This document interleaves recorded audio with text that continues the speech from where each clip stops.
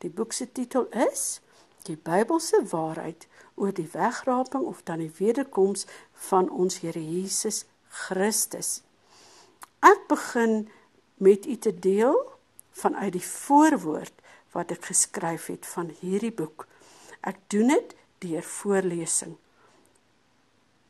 Eers stel ek myself bekend as pastoor Loretta Vosloo. Kom ons begin met die voorwoord van hierdie boek. Dit was in ongeveer 1985, toe die Here duidelik deur sy gees met my begin praat het, oor die geheime wegraping, of dan die opstanding van die heiliges. Dit gaan gebeur met die wederkoms van ons Here Jesus Christus na hierdie aarde toe, soos hy ons beloof het deur sy woord. Ek het die leerstelling oor die geheime wegraping voor die groot verdrukking baie goed leer ken deur pastoor Peacock se leringe. As 'n jong Christen het ek dus vasgeglo in hierdie leerstelling en sodoende 'n baie sterk opinie daaroor gevorm, omdat ek so geleer was deur 'n menslike leerstelling, totdat 'n leraar eendag die volgende stelling gemaak het. As jy die boek Matteus deurgelees het, sal jy weet of daar 'n wegraping voor die groot verdrukking gaan wees of nie.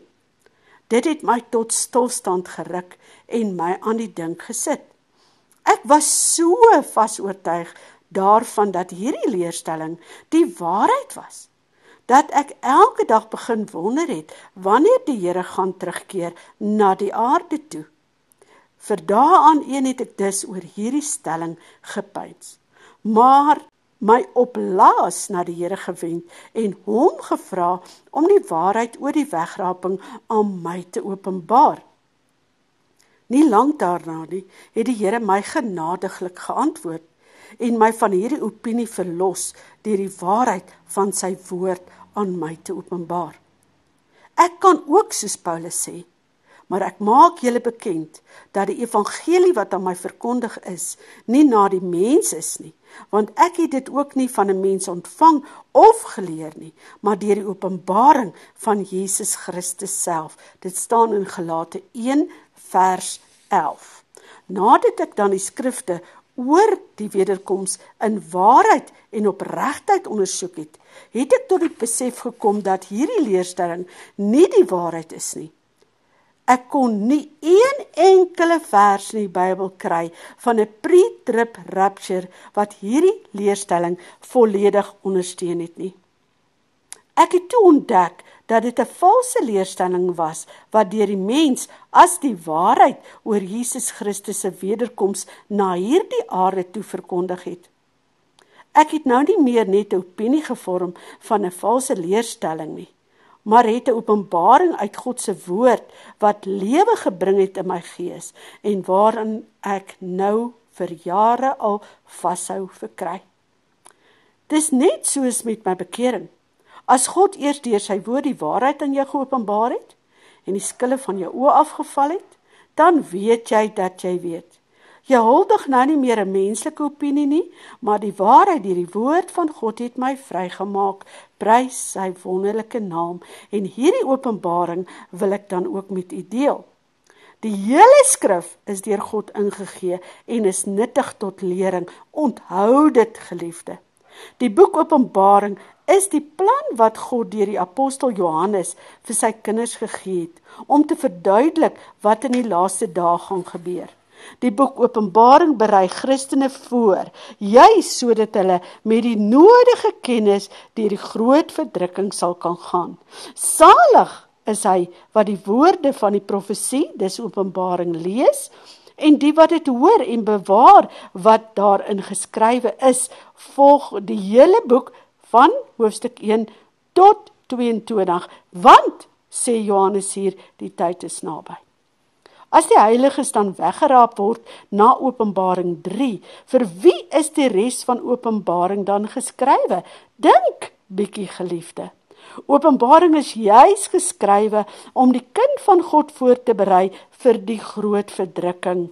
As ons die waarheid in God se woord wil sien, moet ons ontslae raak van alle menslike leerstellinge en sieninge wat ons oë verblind vir die waarheid van God se woord. As jy die Bybel werklik gaan bestudeer oor die wederkoms, sonder om die geheime wegraping in ag te neem, sal al die kennis oor die wederkoms in die hele Bybel vir jou begin sin maak en soos 'n legkaart in mekaar begin pas. Dit is juis 'n gebrek aan kennis oor die wederkoms wat Christene laat glo in hierdie valse leerstelling. Hulle glo maklik sonder om self die skrifte te gaan ondersoek. Die Bybel leer ons egter baie duidelik dat die wederkoms van Jesus Christus net een keer direk na die verdrukking volgens Matteus 24 en nie 2 keer gaan plaasvind nie. En daarmee saam sal ons opgeneem word om die Here in die lig te ontmoet, saam met diegene wat opgewek is met die eerste opstanding. As ons vashou aan wat die skrif sê, kan ons nie verkeerd gaan nie. En ons kan ook nie bedrieg of mislei word deur menslike leerstellings nie. Dit was dus vir my skokkend om te sien hoe ver hierdie menslike leerstelling oor die sogenaamde geheime wegraping van die waarheid van die woord af is en hoe groot hierdie misleiding geraak het. En dit raak vir ons almal, geliefde kind van God. Dis dan ook die oorgrote meerderheid van die Pinkster of charismatiese beweging wat in hierdie leerstelling glo. Snaaks genoeg word dit nie geglo in lande waar daar wel verdrukking is nie. Meestal word dit dus net aangehang in lande waar mense nie verdruk word nie en dis omdat 'n baie geruststellende leerstelling is wat die oorstreel en baie Christene laat glo in 'n gemaklike lewe sonder enige vervolging of dan verdrukking. Hulle sê, God sal mos nie toelaat dat ons bo ons kragte versoek word nie. Hy sal mos nie met hierdie versoeking ook vir ons 'n uitkoms gee. Die sogenaamde geheime wegraping word dan gesien as 'n uitkoms wat God ons gaan gee uit die groot verdrukking wat aan te kom is. Een vraag: van wanneer af word verdrukking en versoeking in dieselfde konteks gestel? Die woord sê God sal ons uitkoms uit versoekinge gee en daar word niks gesê van verdrukkinge nie, want baie heiliges is al van die begin van die Christendom tot vandag toe verdruk. Versoekinge kan deur die hulp van die Heilige Gees oorwin word. Wanneer ons op die Here vertrou, want wanneer ons swak is, versterk die Here ons. Verdrukking is 'n heel ander saak. Hier word die vervolgde gewoonlik geforseer om teen sy of haar wil hulle self te onderwerp aan die vervolger of dan die nagevolge daarvan te dra. Ons as Christene gaan deur verdrukkinge sowel as versoekinge in hierdie wêreld. Jesus self sê dat ons, sy kinders, in hierdie wêreld verdruk sal word. Dis nie opsioneel vir Christene nie. Van die kerk se ontstaan af word Christene vervolg ter wille van Jesus Christus en die evangelie van verlossing. 'n Duitse vrou met die naam van Corrie ten Boom was gevange gehou in 'n nazi-strafkamp, maar het na die oorlog China toe vertrek. Daar het sy pastore ontmoet nadat die kommunistiese regering oorgeneem het.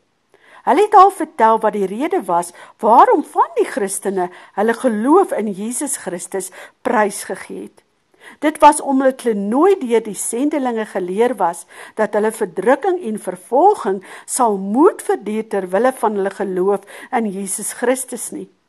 Hulle het wel geleer dat Jesus weer sal terugkeer en hulle sal wegneem met die geheime wegraping, sodat hulle nie deur verdrukkinge en vervolgende hoef te gaan nie. Klink dit vir u bekend? Maar hierdie saak gaan ek met hierdie boek en hierdie skrywe, soos die Here my deur sy Gees gelei het, regstel. Maar in plaas daarvan dat Jesus teruggekeer en hulle weggeneem het, het die kommuniste gekom en hulle vervolg en doodgemaak. Dit was nie net vir 7 jaar soos geglo word nie. Dit was jaar na jaar na jaar. Later het sy 'n biskop van China ontmoet.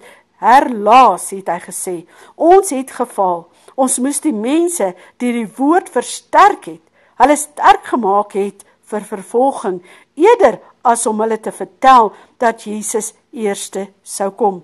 Daarna het hy na haar gedraai en gesê, jy het nog tyd.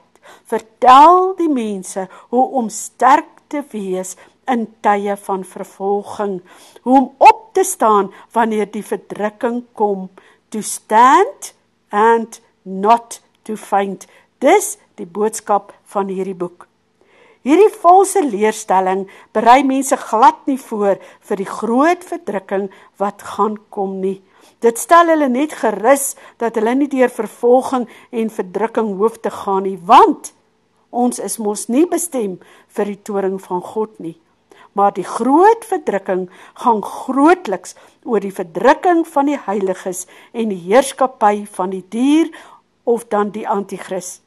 Teen die einde word God se grimmigheid oor almal wat nie in Jesus Christus geglo het nie, uitgestort deur die 7 skale.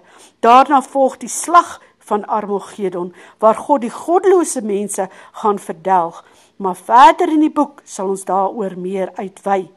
Dit is dus uiters belangrik, dat die leiers van kerke hulle lidmate moet begin voorberei, om deur die groot verdrukking te kan gaan, en hulle leer hoe om aan hulle geloof in Jesus Christus vas te hou, soos 'n mosseltjie aan 'n rots vasklou. Hulle moet die volk kan leer om te onderskei tussen die leerstellings en tradisies van mense en valse leerstellings en teen die waarheid van God se woord oor die koms van Jesus Christus.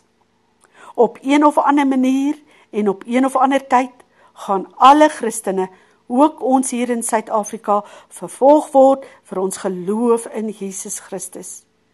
En ek is al seker, jy, luisteraar, is al vervolg in 'n mindere of 'n meerdere mate vir jou geloof. As jy in hierdie tyd aan 'n gemaklike lewe glo en vashou, sal dit baie moeilik met jou gaan wanneer jy verdrukking in die oë moet staar. Christene moet voorberei word om getrou aan die Here te bly. Maak nie saak wat vir hulle voorlê in die toekoms nie. Ons moet getrou bly tot die dood toe. Nes Christus gehoorsaam was tot die dood van die kruis, moet ons ook in sy voetspore kan volg wanneer daar lyding of verdrukking op ons pad kom. Ons moet nooit ooit moed verloor nie. Jesus het klaar hierdie wêreld vir ons oorwin, en as ons aan hom vashou, sal ons geloof in hom nooit, maar nooit wankel nie. Met tye het ek geleentheid gekry om hierdie waarheid met Christene te deel wat ek ken, net om weer eens met 'n skok te besef wat se sterk houvas hierdie valse leerstelling op hulle het. Net die gedagte daaraan dat hulle dalk deur verdrukking sal moet gaan, het hulle ewig ontstel. Glo my, hulle het aanstoot geneem en was baie ontsteld. Vir jare het ek geswyg oor hierdie valse leerstelling, juis omdat ek self deel is van die Pinksterbeweging. Daar is ongelukkig bitter min gelowiges in die Pinkstergeleedere wat nie in hierdie leerstelling glo en daaraan vashou nie. Romeine 1:16 sê dan, want ek skaam my nie oor die evangelie van Christus nie, want dit is die krag van God tot redding, verlossing, bevryding, genesing en wat ook al jou behoefte mag wees, geliefde kind van God. Vir elkeen wat glo, eerste vir die Jood en dan ook vir die Griek. Ek kan dan ook, soos Paulus sê, Galate 1 vanaf vers 15, maar toe dit God behaag het, wat my afgesonder het van die skoot van my moeder af en deur sy genade geroep het, om sy seun, sy woord in en deur my te openbaar, het ek dadelik nie vlees en bloed geraadpleeg nie, maar ek het God vertrou om die waarheid uit sy woord oor die wederkoms aan my te openbaar, en hy het dan ook so gedoen.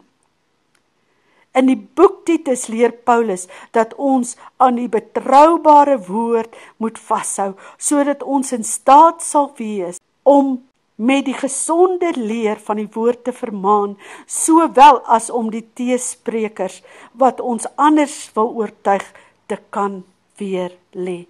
Dit is dan die eerste deel van die boek wat ek geskryf het, deur die genade en deur die leiding van die Heilige Gees.